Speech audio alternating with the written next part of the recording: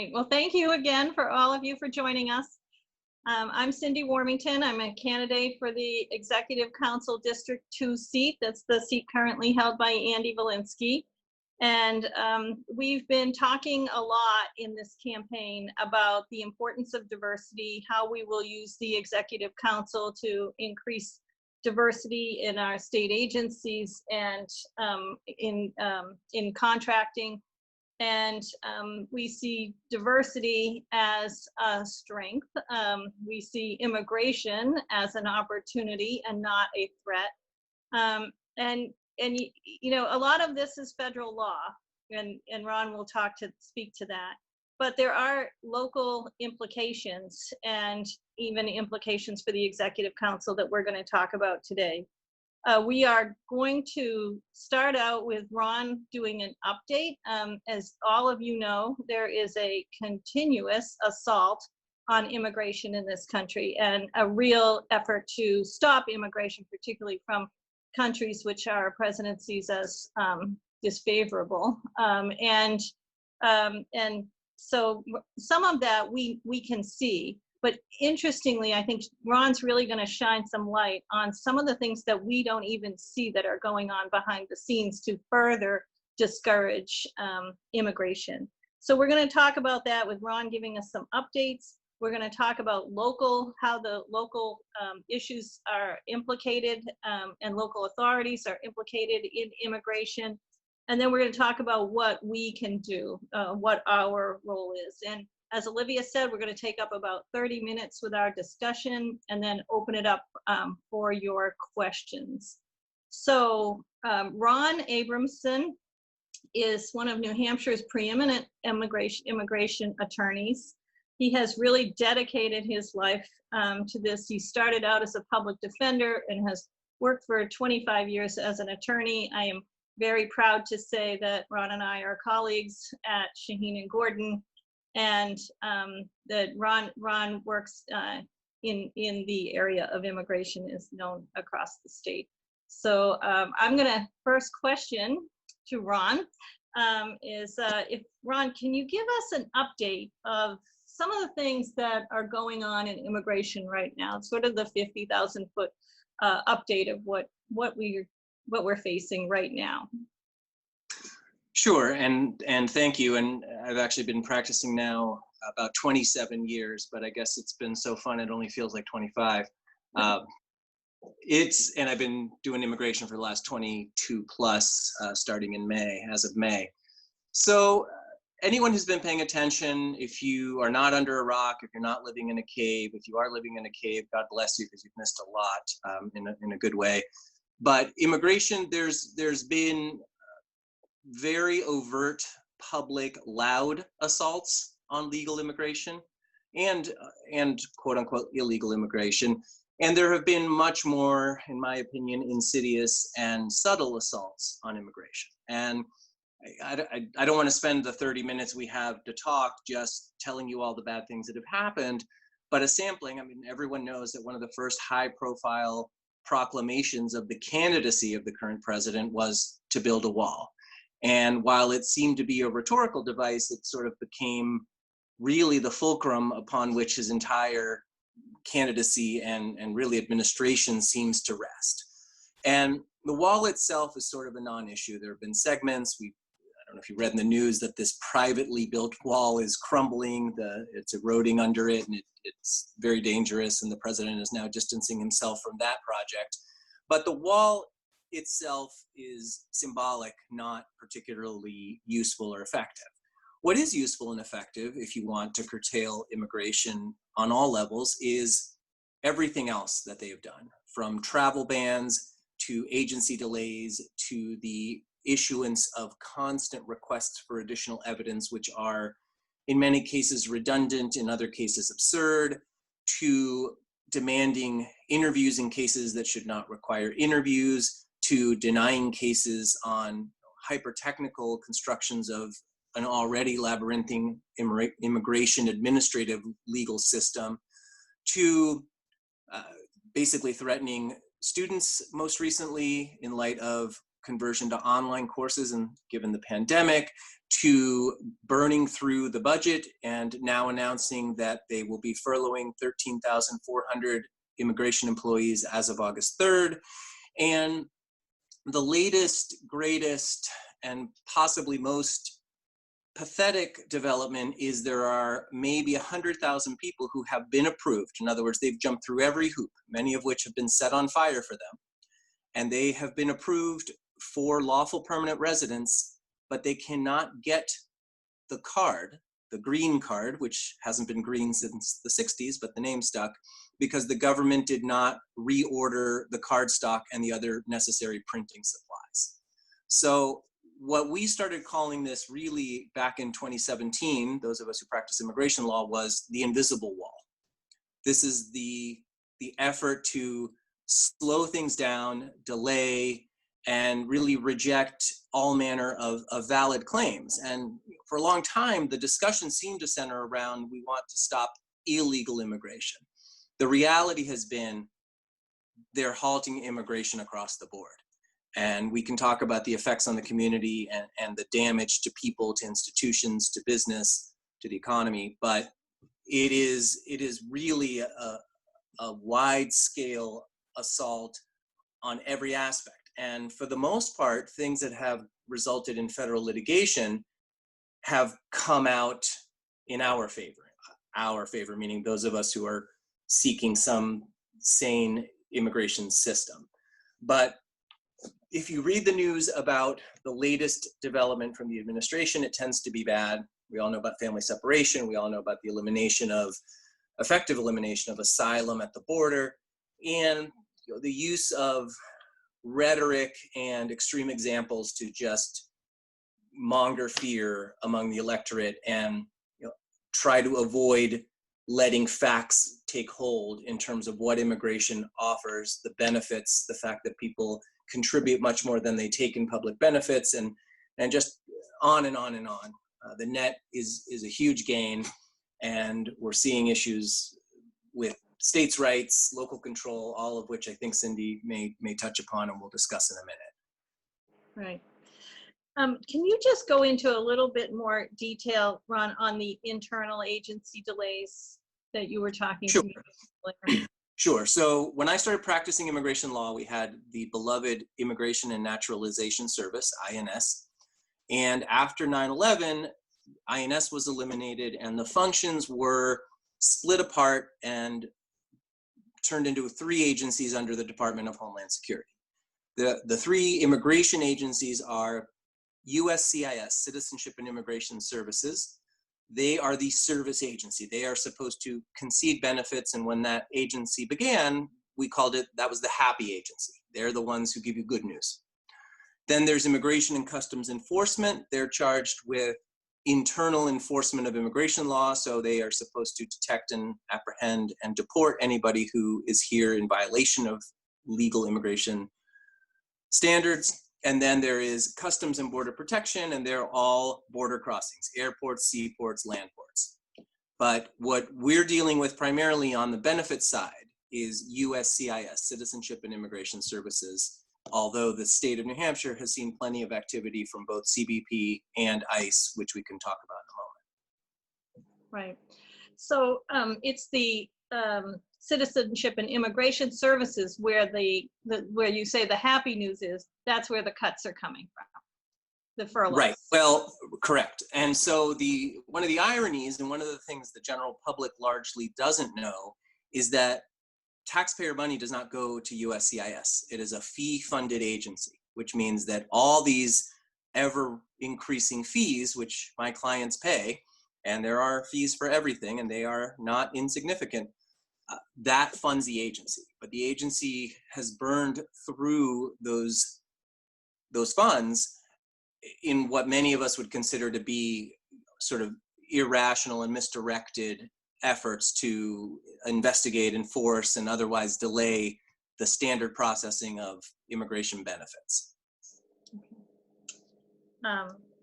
Well, thank you. I wonder if you could also give us just a little bit more information about this new ban regarding students in online classrooms.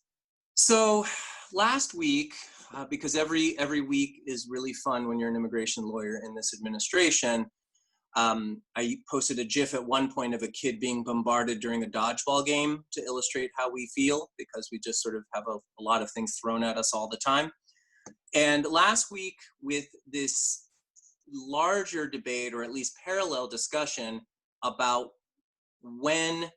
if, when, and how schools should be reopening in the face of a pandemic, immigration officials announced that any international student whose coursework would be exclusively online would be in violation of their student visa status and would face potential apprehension and removal back to their home country, which has all kinds of other implications. They could be detained, they could be deported, and then they could be barred for a significant period of time or permanently from coming back to the US legally.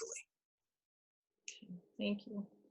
I saw an article today that ICE is offering what they're calling a Citizens Academy course with training on arresting immigrants. Can you tell us a little bit about that? Do you know anything about what that really means? If Olivia could bleep me now, that would be a good time, because I may not have appropriate and professional language for that. This is a very disturbing development, and to sort of deputize zealous civilians in the name of enforcing immigration law in this particular cultural moment is rife with all sorts of peril. And in fact, based on pretty substantial criticism, ICE's communications are already walking back certain aspects of the possibility of arming these folks and otherwise teaching them how to physically make arrests. So there have been parallels drawn to these sorts of activities in historically totalitarian countries, where basically you are recruiting civilians to spy on their neighbors, their co-workers, their family, friends, whomever.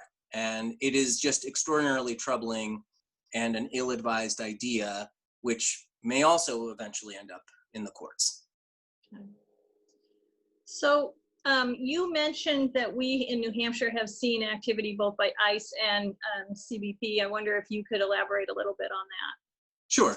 So Immigration and Customs Enforcement's job or mission is to find people here in violation of immigration law and either write them up and put them into the process known as removal proceedings, which used to be deportation, but there was a technical legal change in 1996, and it's just now called removal. And CBP's job is to secure the border, Customs and Border Protection, but they have a mission which permits them to work within 100 miles of the border, and that counts oceanic borders as well. So that covers about 90% of New Hampshire, and it covers a full 2/3 of the US population. As it turns out, 2/3 of the US population lives within 100 miles of either the coast or an international border with Canada or Mexico.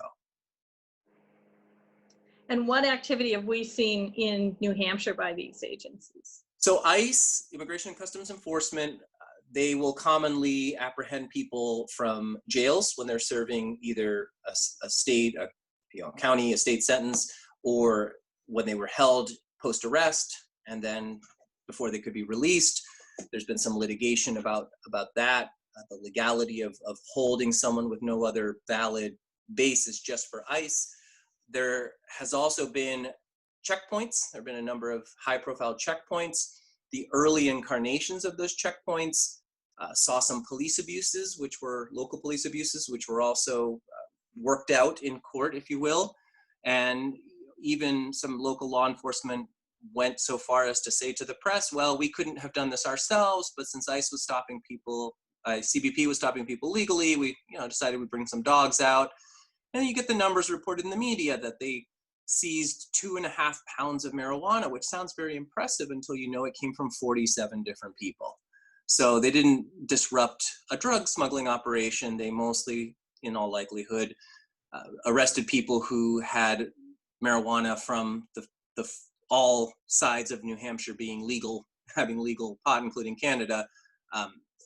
But again, the communication made it sound like there was a really nefarious criminal element that they were apprehending and disrupting. I mean, I even had a client who is a postdoctoral, internationally renowned scholar, research fellow at a university in Boston, and they couldn't do anything to arrest this person, so they gave them a federal citation because they weren't carrying their passport with them at the time. So it's been very, very petty and unnecessary to enforce the law. It could have just as easily been a verbal warning to that person that you should really carry your passport around. But we took care of that one in federal court. But yes, they literally made a federal case out of it.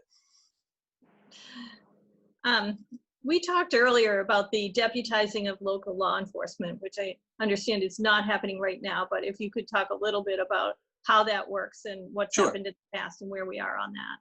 Sure. There's a section of the Immigration and Nationality Act called 287G, and that doesn't mean anything to most people, but to immigration lawyers, the hairs on the back of our neck immediately stand up when we hear it. And basically, it allows local law enforcement, and that can be town, that can be county, that can be state, to enter into a memorandum of understanding with ICE and creates sort of some rights and some responsibilities, but basically deputizes them to also enact immigration laws or enforce immigration laws, despite the fact that it is otherwise not part of any other law enforcement's purview to do so. Okay. And right now, we don't have any 287G activity going on in New Hampshire, right? We are fully free of 287G agreements in New Hampshire, and with some pressure from the ACLU and some activists, the state police, I believe it was either late last year, early this year, time is a blur now, issued a new policy where they will no longer hold any person they arrest exclusively for the purposes of ICE picking them up. And a number of police departments, including Nashua, I believe Manchester, also follow that practice. We've also seen in New Hampshire ICE detainees being held at the Strafford County Jail. And I know that Kent Street and others have been Julie Zimmer have been very involved in protesting those detentions. And you have been personally involved in having some of these detainees released. Can you talk a little bit about that? Sure. So the ACLU and Nixon Peabody and Shaheen Gordon and a couple other firms and individual lawyers got together to file a habeas corpus petition in the wake of the pandemic, and basically sought relief on multiple levels. But the short of it is, Judge Londia McCafferty, the Chief Judge of the U.S. District Court for New Hampshire, determined that there was, in fact, a due process violation as far as the detainees who present higher risk or who have medical vulnerabilities as far as COVID-19 is concerned. And she held a number of bail hearings for those folks. The burden shifted to the government to show why they should be detained. And the overwhelming majority of the people who had bail hearings were released. I think the final number between what are called discretionary releases and post-bail hearing releases was about 23 of the 65 to 70 detainees that we started with in Dover. So Strafford County has a contract with ICE to house these immigration detainees. I believe they're paid a per diem.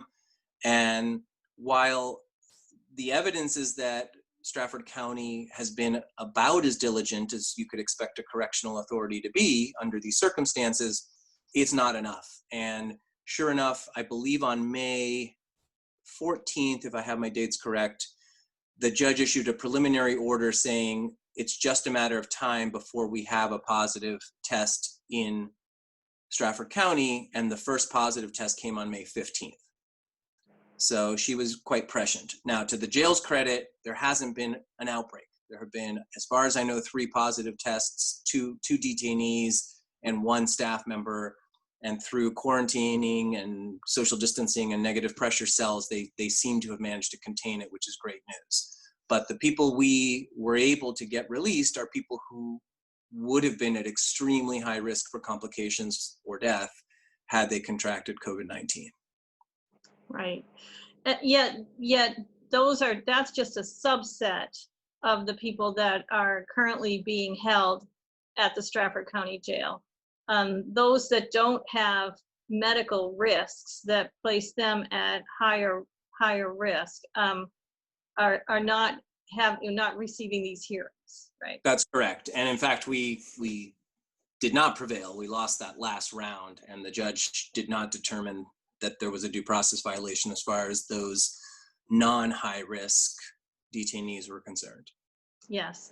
And I'll just say on Sundays at 1:00, Never Again Action New Hampshire does a protest every Sunday. I was very pleased to be invited to come and speak to that group on the 5th of July. And they are doing great work in lifting up the faces of the people who are in that jail and lifting up this issue so that we don't lose awareness of it. And I think it's just, it's critically important work that we make sure that we make sure that we humanize this issue. I think that the president does a great job of dehumanizing people, making an image of immigrants that is just totally contrary to what we know is actually true, and totally contrary to the people who are actually behind those bars. And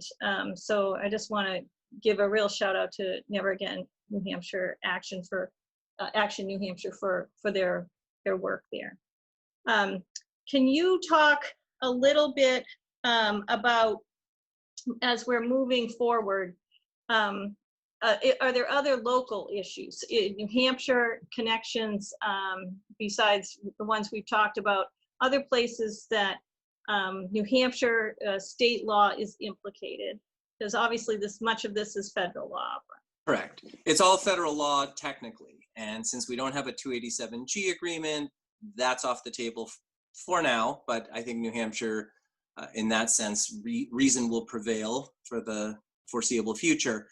Legally, the two main spheres in which this interplays with state law is with the state police and with the state correctional authority. And there are some maybe positively synergistic provisions as far as, for example, there's something called rapid repat, which allows a person who's sentenced for a nonviolent offense at the state prison over a substantial period of time to be paroled after a third of their sentence straight to the custody of Immigration and Customs Enforcement to be repatriated to their country.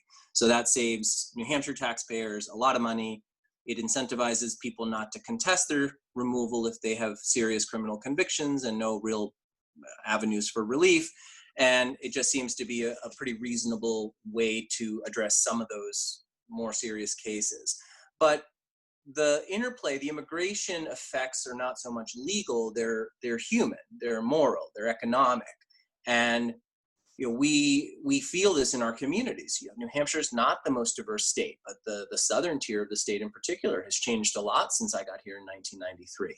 And any of us who spend time in any, not even just the bigger cities of New Hampshire, but really anywhere in New Hampshire have seen that. I mean, we have, this year is an exception, but we have a vibrant seasonal and travel economy that requires international employees who are here on 3 or 4 month bases that are under what's called the J1 program. And they come, if you've ever gone to a candy shop on Hampton Beach, you're likely to be greeted by somebody who's smiling with a Russian accent. If you've ever gone skiing, you've likely encountered people who are here just for that season. And those visa programs are effective, and a lot of times they're frustratingly limited in their availability because many of them have caps.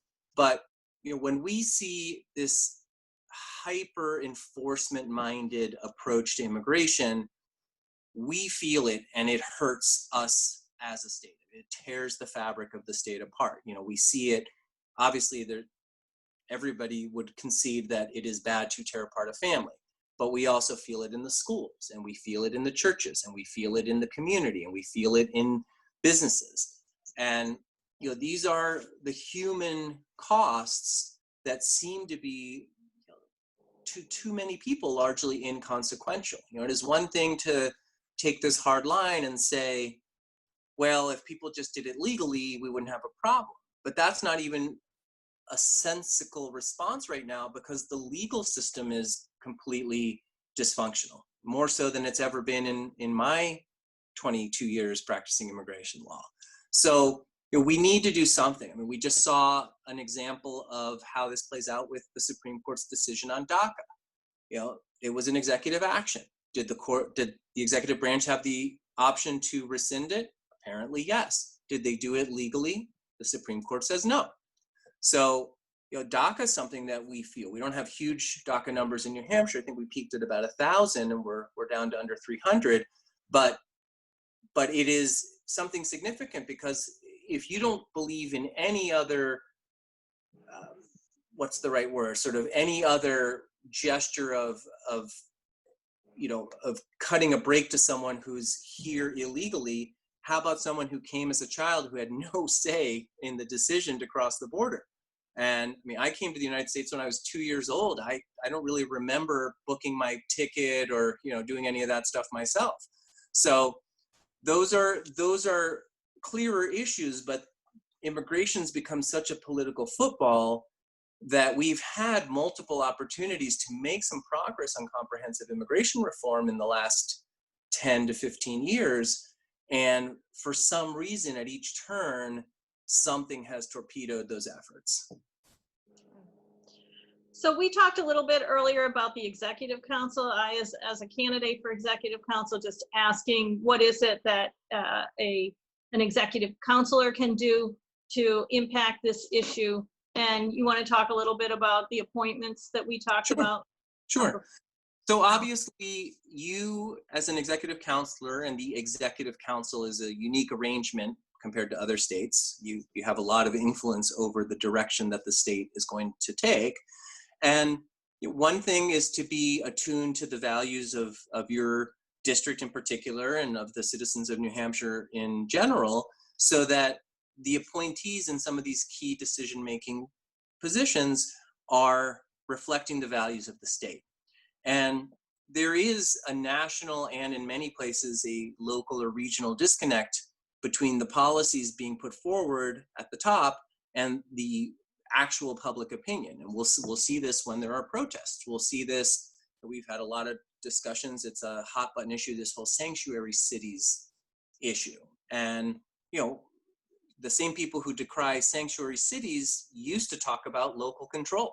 So I'm not sure where we lost that thread exactly, but it's sort of a lot of the ideological positions that certain folks have taken seem to have gone out the window when they don't like the manifestations of that same principle. Right. And we talked specifically about appointments to the state police, to the Attorney General's office, sometimes to the Human Rights Commission, to Department of Corrections, and so various appointments that could directly affect this issue, but really all appointments that can indirectly affect this issue, because these are our values, and we want to see that the appointees in our state agencies reflect our values. So right. Thank you. And if one of your missions is to promote diversity, immigration's an integral part of that. Mm-hmm. Right. Just before we finish up, because I promised that we would give people time for questions, can you talk a little bit about what each of us can do? Sure. The most obvious and direct way to make a difference is to make sure all of your elected officials know where you stand on these issues. And that, I don't mean writing to the federal congressional delegation only. I mean everybody. I mean your executive counselor. I mean your county commissioners, your mayor if you live in a town with a mayor, your select people if you live in a town with, I guess it's still selectmen is the term of art, but I like to say select people. So making sure that your views and your values are known to them. I mean, should they pander to you because you've expressed your preferences and your beliefs? Not necessarily, but they need to know. And if there's one thing we've learned, not just in the last 3.5 years, but really in the last 20 or more, is that a loud minority seems to have an outsized amount of influence. And a quiet majority is, just too polite and too comfortable in many instances to make those waves and to be heard. I think we're seeing a cultural shift in light of the Black Lives Matter movement and all these other, sort of high profile movements where people are no longer standing quietly aside and letting other people, other squeaky wheels get the grease. So that's the most important thing, is to let your elected officials know what issues matter to you. Write those letters to the editor, show up at these protests, call the offices. They do log their calls. I mean, eventually they may shut the phones off depending on the issue, but they do log their calls. And if 60% of the population favors something that is, immigration or immigrant friendly, but that other 40% is making 90% of the phone calls, that reporting is not going to be reflective of the public sentiment as a whole. So it is up to all of us to make our values and make our beliefs known. And I think, from my perspective, making sure that we can humanize this issue and make sure that their efforts to dehumanize people, we undermine those, that we talk frequently and as often as possible about the strength of our strength is in our diversity and not the opposite. And that, immigration is an opportunity. And why is it? And I got a question, so I guess I'll just throw out the first question. I got a question before the forum about whether you could please speak about the impact of the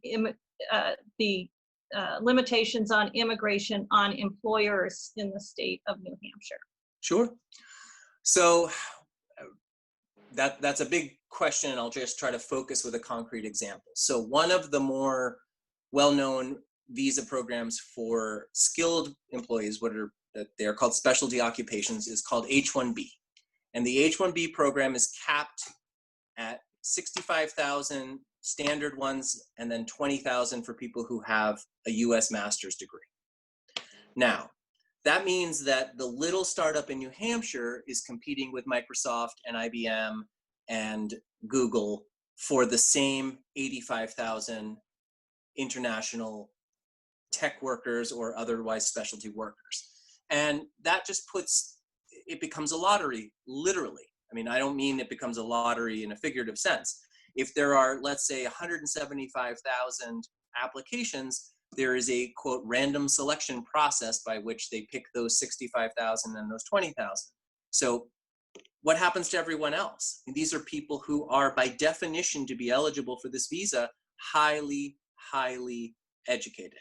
And as I've been saying since I started doing business immigration law, I mean, my clients may think I'm a nice guy, but none of them likes paying my fees, the government filing fees, the long delays, and the uncertainty, because that's no way to run a business. If they could staff these positions with people who are ready to start working tomorrow, they would. And again, you have this disconnect between supposed free market proponents and people who want to artificially cap visas for reasons that don't really make much sense. I mean, H-1B visa holders, immigrants, tech workers, entrepreneurs, they create jobs. And now, in another short-sighted effort to just, again, vilify immigration as this sort of default answer to just about anything we deal with, we're limiting these visas because of the skyrocketing unemployment numbers. And on the one hand, I can see that. But on the other hand, it's not a good faith solution because it doesn't account for the market realities of how this all works. Right. And of course, in healthcare, many of those visas go to highly skilled medical professionals, which we have a shortage in the state and in many areas of our state. Right. All right, I want to make sure we open it up to questions. Olivia, it's 6:39, so 21 minutes for questions. Yeah. Definitely. I would love to hear questions that people would like to submit. Let me just return to say that if you would like to submit a question, you can send it in the chat on Zoom. You can use the raise hand function if you would like, and I'd be happy to recognize you as well. Or you can email me at olivia@cindewarmington.com. That might be easier if you're listening in by phone. But we had a great question from Walter, so thank you, Walter. He's asking, what are the lessons we've learned from past anti-immigrant sentiments, from electorate attitudes or anti-government policies? Like, are there aspects of our current situation that are unique? Do you think it's more polarized today? Or do you think there's anything that we can learn from some of our past experiences? It kind of seems like there's little reference to things that worked or didn't work in the past in like our current discourse. So what do you think about any lessons that we can learn from our history? Well, I believe it was Santayana who said that those who are ignorant of history are condemned to repeat it. And we seem to be all too willing to forget not just our sort of longer term history, but we don't recognize things that happened a couple of years ago or a couple of months ago. And there's a video record of everything. The problem with US immigration law right now is that it's this archaic mosaic patchwork of laws that were never designed to operate or function in this globalized world. And much of the resistance to modernizing immigration is really a resistance to the realities of the world in which we live. In many ways, we're far more interconnected than ever, although we also find ourselves strangely isolated in a way that we haven't been in a long time, if ever.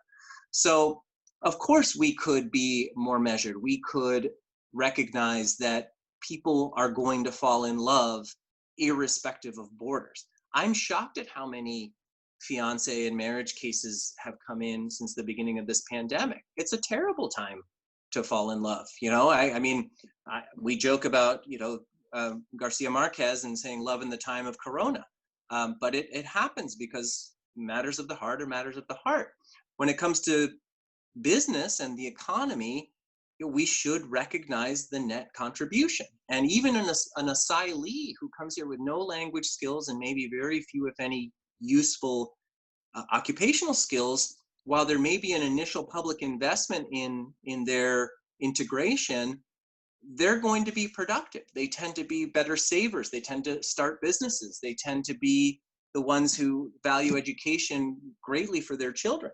So, of course, we can and should learn these lessons, but what we really need, and it'll never happen, is to somehow curtail the politicization of all this so that we can have a conversation and comprehensively reform the system to reflect the modern world. Awesome. Ron, always so eloquent. I love it. Before, I have a few more questions that are coming in. One thing though that I always forget to do, I'll try not to forget this time, is I would love to get a photo of everyone, our group, wonderful Zoom group photo. So if everyone wants to kind of look like they're having a great time, like this is the most fascinating event that you've ever been a part of, which I do think this is one of my favorite Zoom events that we've done so far. I'm gonna take a quick photo and I'll just count down. All right, so 3, 2, 1. 3, 2, 1. Awesome. Thanks, everyone. I really appreciate that. This is for posterity. Okay. Yeah, the makeup artist never showed up, Olivia, so. I know, it's so hard in this time, really that's a lot of close contact. So thank you, Ron, for understanding and for being so flexible during this time. Okay, so next, I just wanted to recognize Tobias, who is on and has a question. So I'm just going to try to find him. And Tobias, I'm unmuting you. Right. Okay, yeah, I think you should be good if you'd like to ask your question. So, hello, my name is Tobias Hildebrand. I'm actually a German citizen. Currently, I live in here in Concord. And I'm married to a US citizen, but I'm going to school here in New Hampshire at Plymouth State. And you already touched on this early on, the new student rules, and I have 2 or 3 questions about that. Maybe he can shine some light on that. So Harvard and MIT are planning lawsuits against this new rule. What are the chances of them succeeding? And is this a fast or slow moving process? That is one thing. On Twitter, there was a lot of discussion about creating one credit courses to circumvent, if you will, those rules. Is that a feasible strategy? And the last question that I have is dealing with what happens when colleges actually do have to shut down due to COVID-19 during the semester. Are we still going to be evicted then, or yeah, what's going to happen then? Thank you. Sure, very, very good question. So the answer to the first question is they're not thinking about it. That lawsuit was filed the day after the announcement. So it is pending already in the federal court in Massachusetts. The very initial request for what's called a preliminary injunction was not granted. It wasn't denied, but it just was not granted. And I believe there could be some activity in terms of a decision, a preliminary decision from the judge as soon as tomorrow. So we will see. Oh, wow. We will see how that plays out. Let's put it this way: Harvard and MIT and the lawyers they've hired did not pursue this frivolously. They know what the legal theory is, and if there's one interesting twist with this administration, is that they don't choose their words very carefully when they start setting up or setting the stage for these policies. So a lot of times their own words end up being used against them in court. That was seen in the travel ban when the president's own tweets were used to show discriminatory intent, which is not permitted under the law. The second question about, circumventing, as a lawyer, I affectionately take exception with that, because nothing is circumventing. I don't believe in loopholes. I believe in complying with the law. So if the law says there has to be an in-person class, there will be an in-person class. Is that some grand scheme to deceive people? No, that's called following the law. So when people get up in arms about that, I try to push back, sometimes gently, sometimes less gently on that issue. And then the final question was, what would happen if the pandemic spikes again and there needs to be a suspension? They have to shut down. Right. And so, ironically, one of the reasons this announcement caught people off guard is because there had been flexibility in connection with the first wave of the pandemic. The way this was all timed, most colleges and universities let their students go for spring break. And in my case, I have a college-age student. He's still here.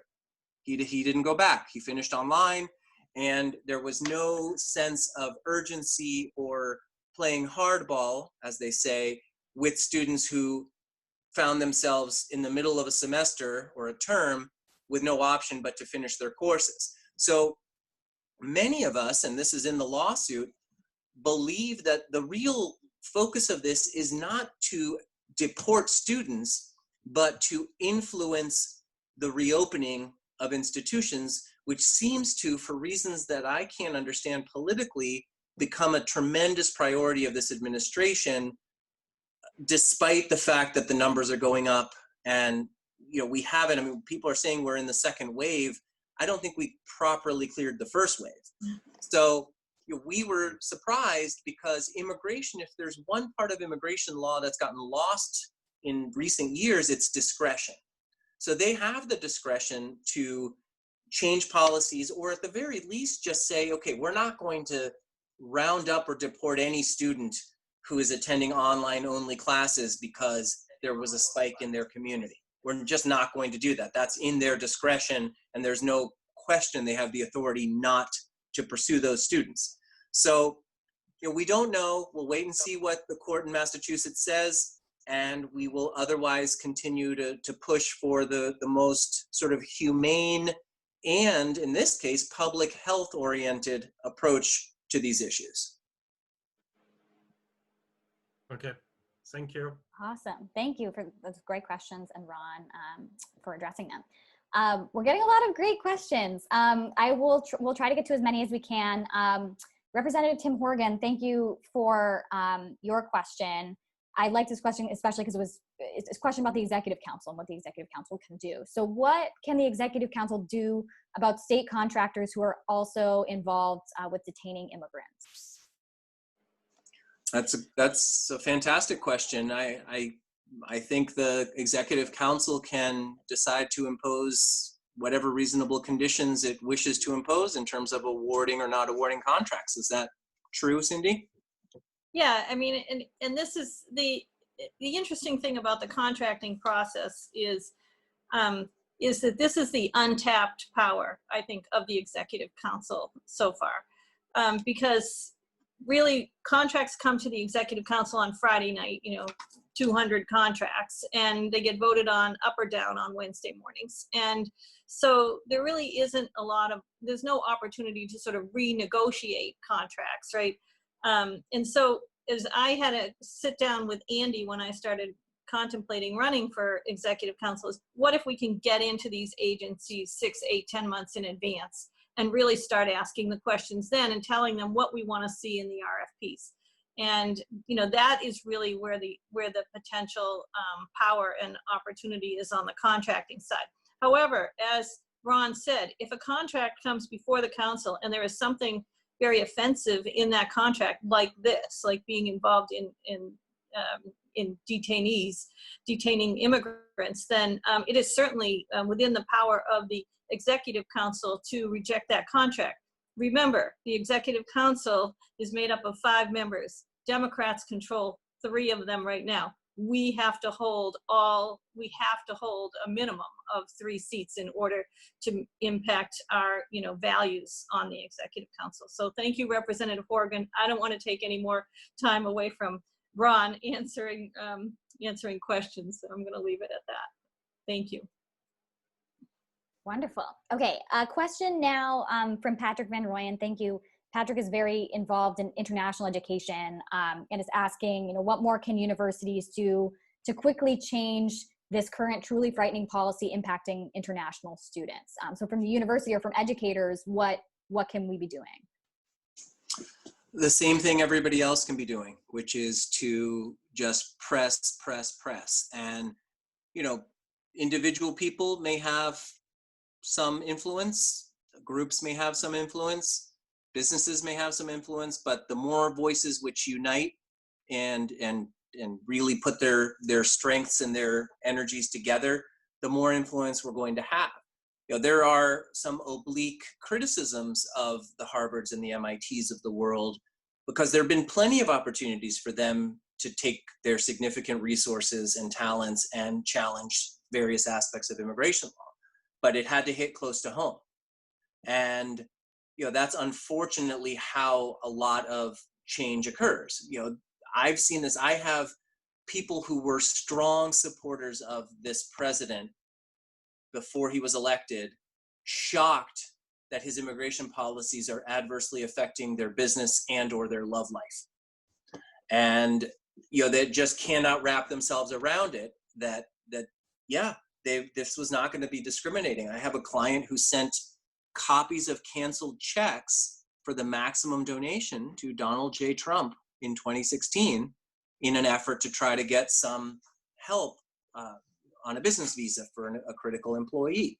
And I mean, that and a subway token will get you a lift in New York City. I mean, it didn't make any difference, as opposed to getting pardoned for certain crimes, but that's a different issue.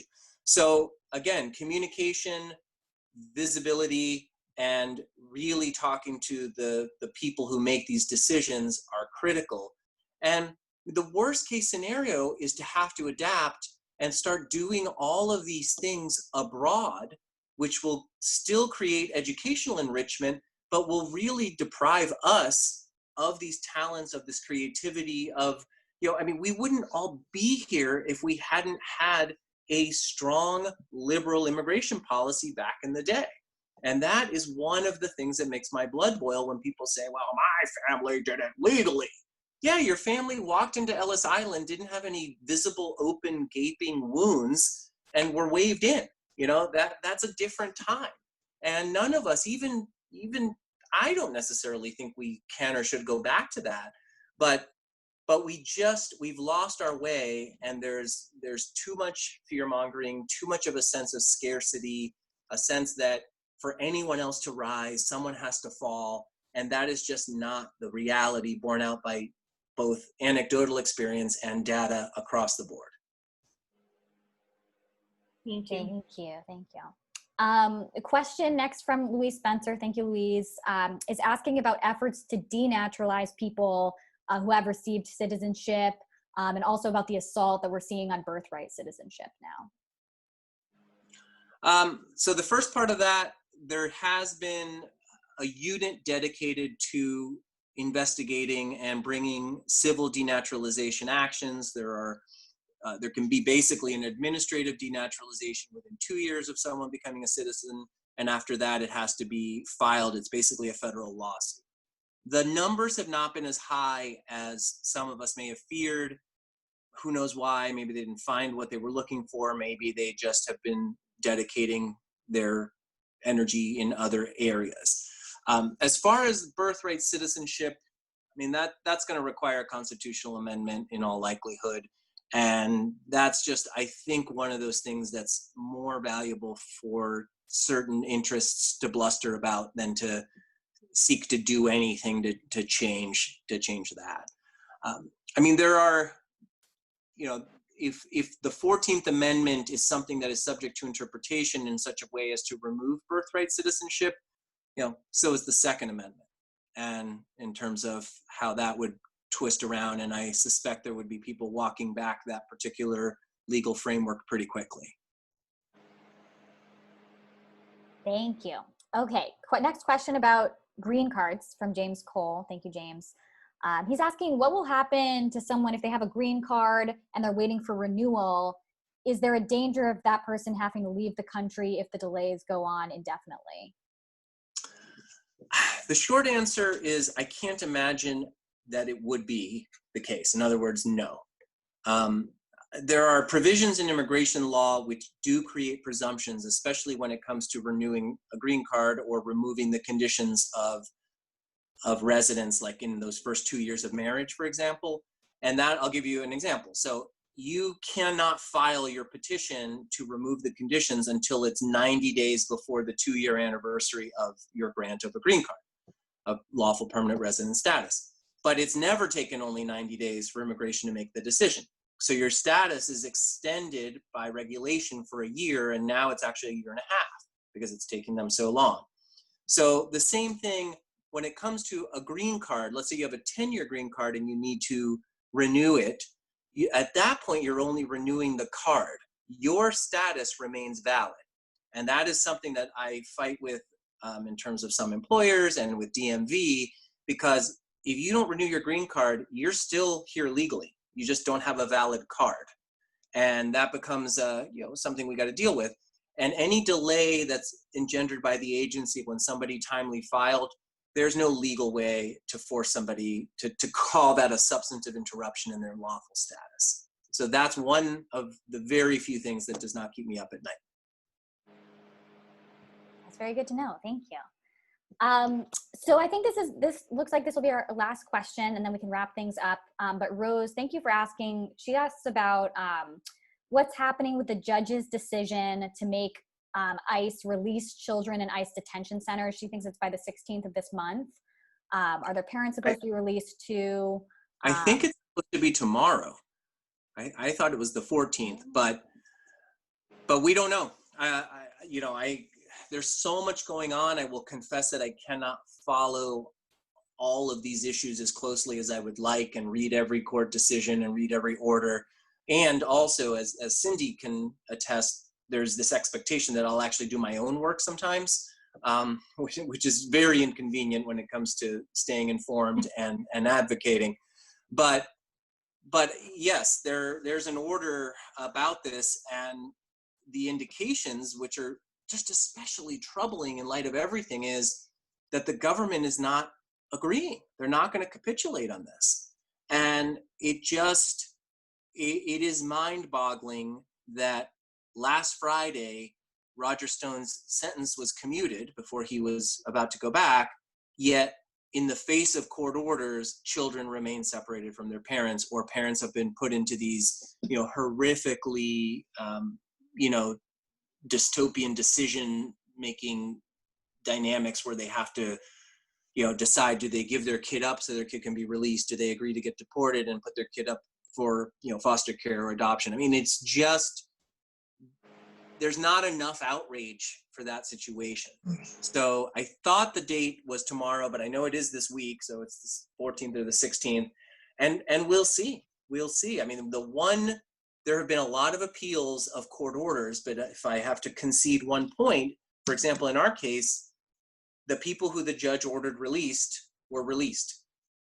Now, once there's a final decision on the underlying case, will the government appeal like they have in other jurisdictions? Maybe. In Massachusetts, they kept very close tabs on everyone who was ordered on to be released on house arrest and filed myriad violation requests seeking people's rearrest and redetention.